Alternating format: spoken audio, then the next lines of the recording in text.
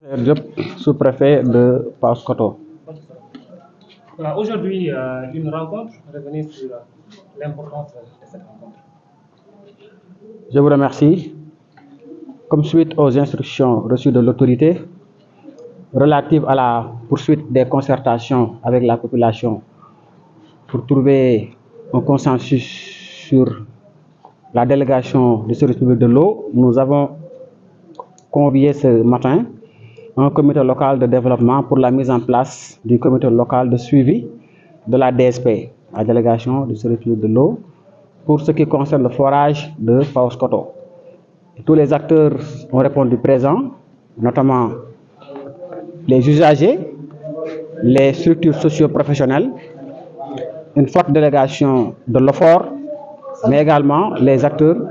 de FlexO qui ont également répondu massivement à la réunion, compte tenu de la présence de la population, pour partager avec nous et essayer de trouver une solution par rapport aux préoccupations des populations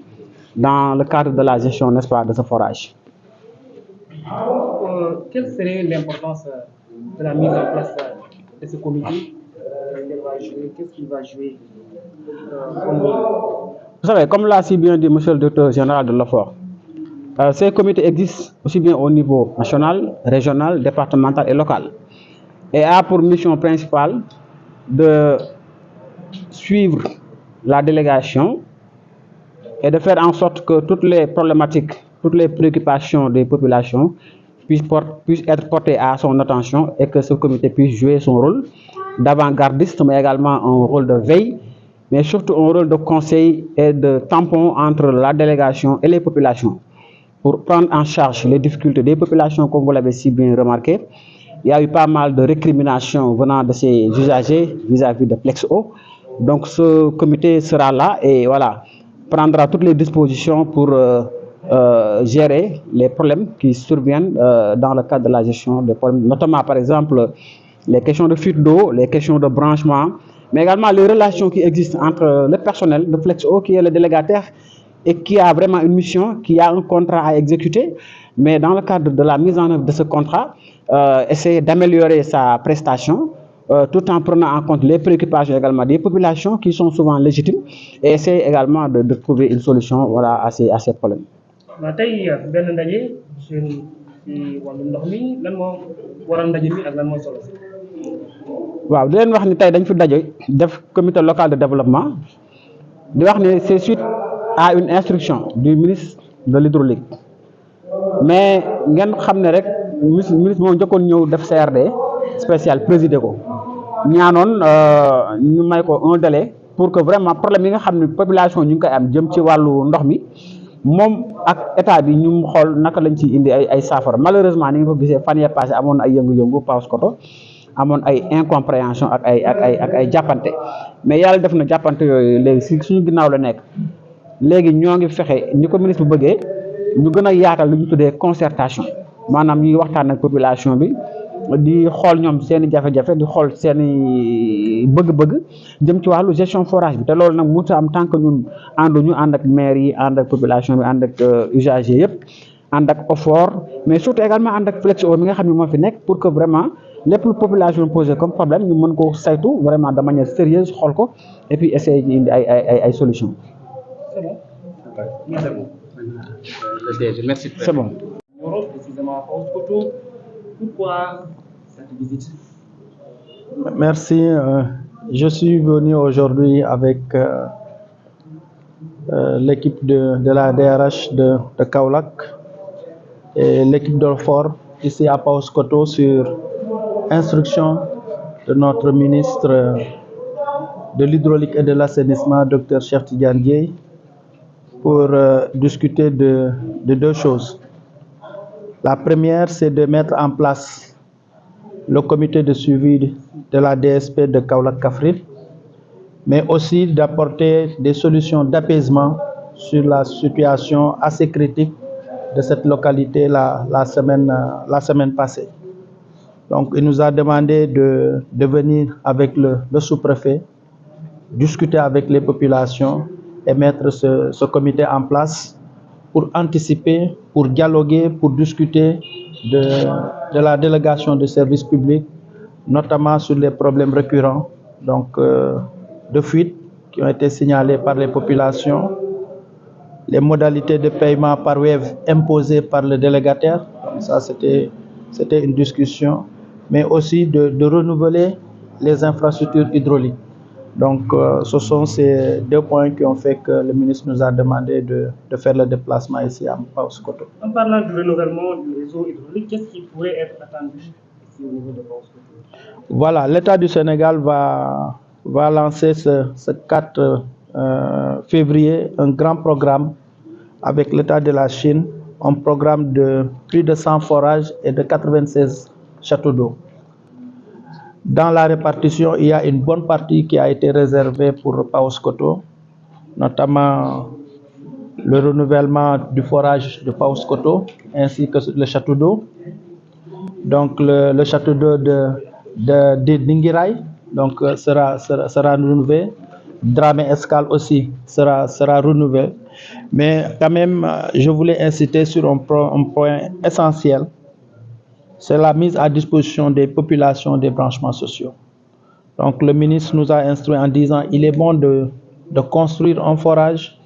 de construire un château d'eau, mais il faut travailler à ce que l'eau arrive au niveau des populations. Donc il y a un grand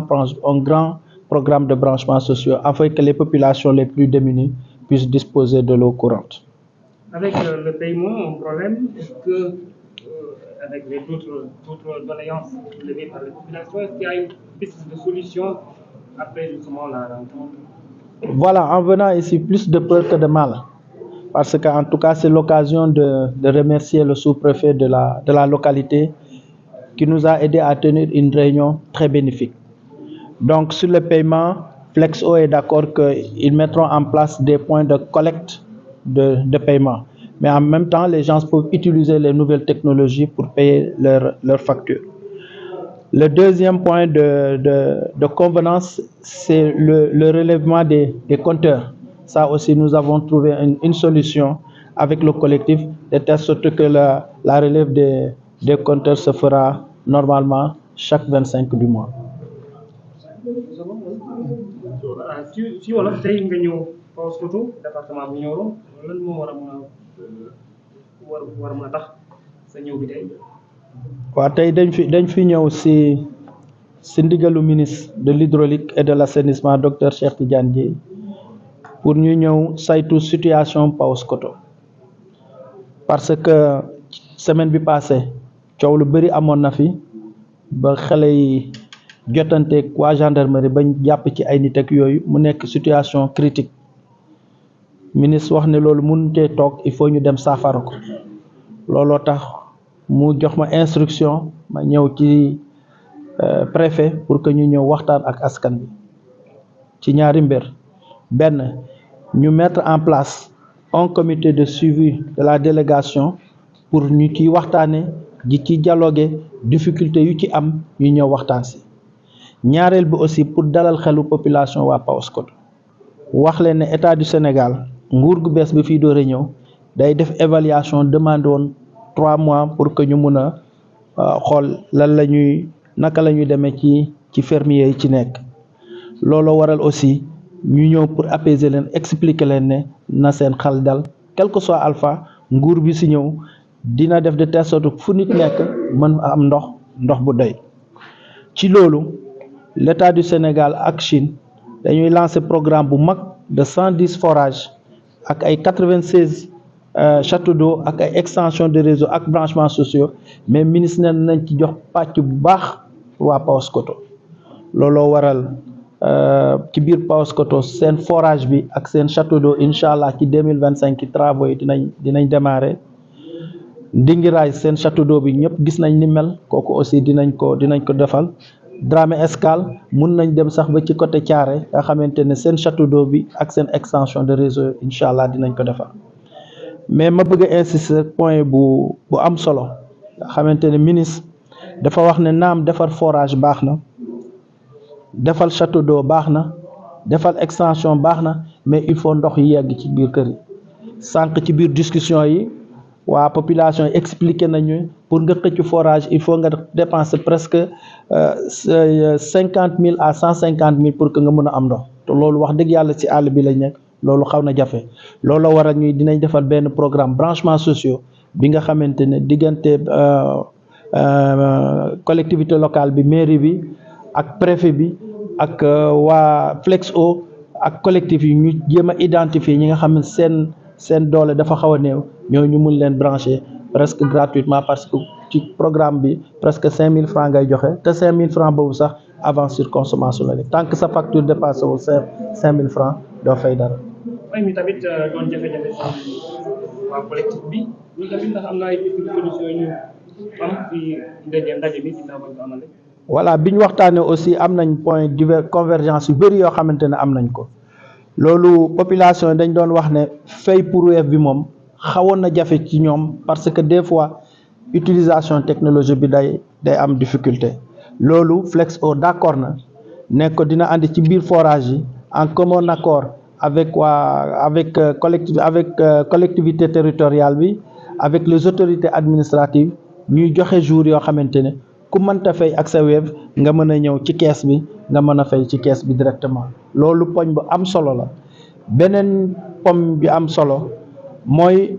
tey waa Paoskoto ak collectif moom dañoo waxoon ne il n'en est plus question que Flexo ñëw def ay relève seen compteur yi loolu aussi trouvé nañ ci solution parce que ndaw yi dëkk ci biir Paoskoto ka doon liggéey def liggéey bi moom la ñuy bàyyi mu continuer def liggéey bi nga xamante ne au niveau de Flexo dinañ mën a defar seen relève compteur sans problème ñu dellu soit ci situation normale nga xamante ne population dinañ mën a utiliser ndox mi la ca topp aussi Flexo mën a def liggéeyam bu baax a baax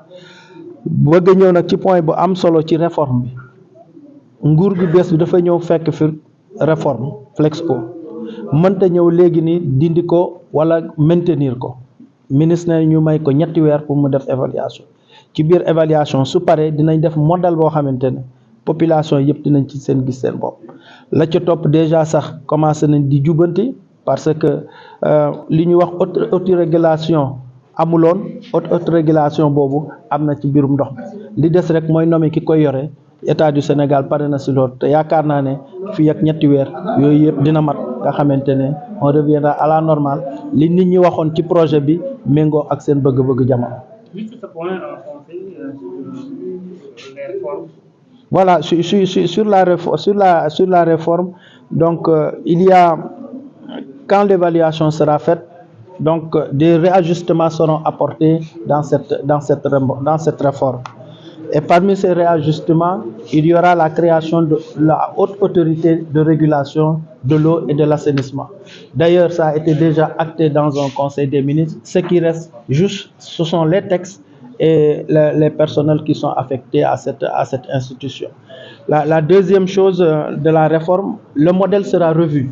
Maintenant, il y a plusieurs hypothèses. Peut-être dans ce modèle, le capital peut être ouvert à l'État du Sénégal, il peut être ouvert aux collectivités territoriales pour qu'il y ait une gestion plus inclusive de l'eau au niveau des collectivités locales, au niveau national. Baax na.